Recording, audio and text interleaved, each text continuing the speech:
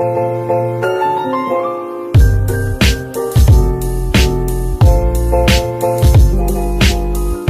fellow K-pop stans, it's me again, Lea Mathilda, and I hope you're doing well in those very hard times, especially for Black people. The situation is just getting out of hand and I'm not having it at all. I've been very down the last days because of that situation. Black lives do matter and you have to talk about it even if you're not really concerned, but it's still something important. We're still all human beings. Take part in petitions, whatever, just give what you have, even if it's not in your country, but racism is still out there. That was not what I wanted to talk about in this video. I'm sorry that I started off with a negative note, but it's just, I had to. But today's video, I'm trying to not smile too much, but I'm the happiest person when I talk about her. I am going to tell you how I met Chiara Parravicini, who is one of my favorite people in the world, and she's not a K-pop person, shocker. But I will explain to you how I eventually became a fan of hers, and the concert where I met her, and how the relationship is now. Without further ado, let's jump right into it, shall we? Back in 2014, I started watching a Disney show called Violetta. I was obsessed with that show. I think at some point in 2014, during the Violetta live concerts, there were news about a new Disney show airing in 2015 or 16, I think, but I started the news there, and I, the biggest idiot that I know, I thought, oh my god, how can they do this? Violetta is still having success. Eventually, me being me, I created an account. I made an account for two people that I liked from Aliados and Violetta, since I knew that they were part of the cast, Ruggero Pasquarelli and for Agustin Bernasconi, getting into the fandom before Soy Luna even started, because Soy Luna was the show's name. I then eventually changed my username to another girl. I thought she was interesting, so I tried becoming a fan of hers. It was kind of interesting, to be honest, because they were all people that I didn't know before. It was something new to be part of a fandom before the show even started. I think it was destiny. I think God wanted this to happen. There's one member from the Soy Luna cast, his name is Leonel Ferro. He had a public Snapchat account. He posted a little bit of behind the scenes and just little exclusive moments with the cast of Soy Luna. Thank God to him, or I wouldn't have half of the infos about the cast members that I had at the time where he posted the snap. Posted a few Snapchat stories with this one girl called Chiara Parravicini. She made me laugh for the first time in a while.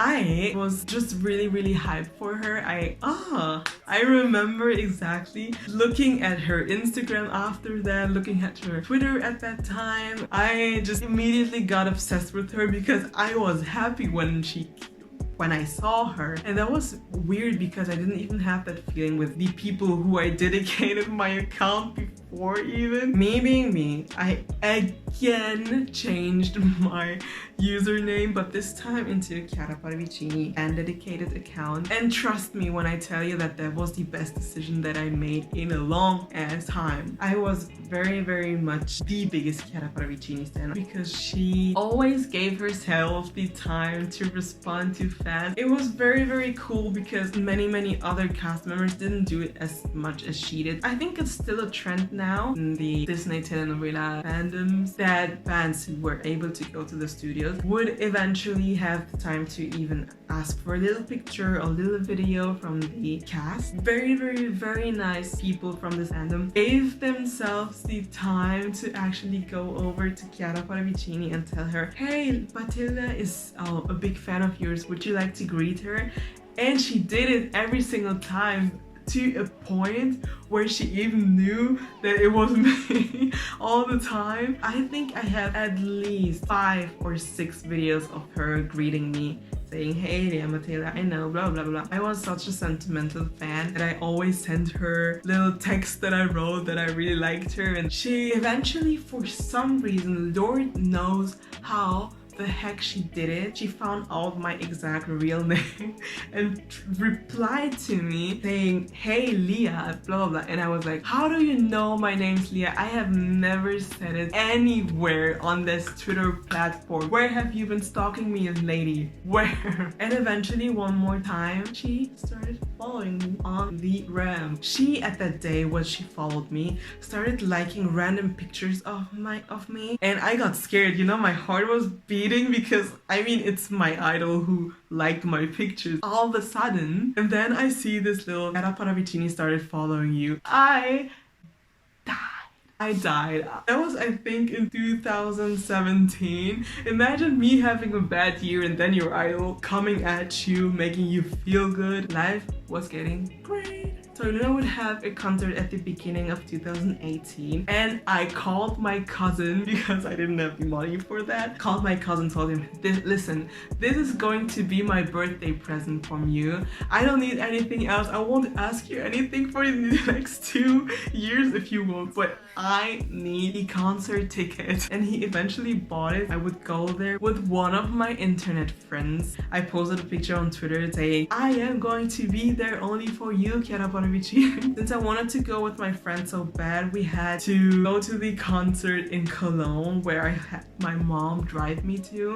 And on the way to the hotel, because I wanted to see the cast before going to the concert hall, we even drove there 8 hours before the concert. Guilty. My friend told me the day before that she knew exactly where the hotel was going to be. While we were driving to this hotel, I got a DM on Twitter from none other than my idol Chiara Parravicini asking me, hey, are you going to come to the meet and greet? I would really like to meet you. Honey! Oh, I was so dead, bro. And I told her no, I was not going to go to the meet and greet, but I was standing in front of the hotel just in case she wanted to know that. Eventually, when we arrived at the hotel, I got a message from her saying, okay, cool, I'll be down in a sec. I told my mom, I need to get down of the car. Chiara Parravicini is going to come out. And I went to the front of the hotel where all the other fans were standing, and they were all excited. We were all really, really excited because we thought Chiara was going to come down and have a talk with us all in front of the hotel, right? I was wrong. I continued talking with the people when I saw 2 bodyguards coming out, looking me like that in the eye, asking me, Lea, are you talking to me? And I told them yes, and they said, follow me. I followed them into the hotel, and I looked back at the people like, what's going to happen? That was when I realized that Chiara wanted to talk to me. Since I was her fan for the longest time, I think I was always there to support her, to give her the love. And when I got into the hotel, I thought I was dreaming. It didn't feel real. Walking into the hotel was kind of a weird way to go in there. The bodyguard stopped walking, and I thought, okay, what is going to happen right now? I see her face coming out of a wall. There was a wall, but there was a sitting space next to the wall, I guess. I don't know how to explain it. Anyways, I saw her.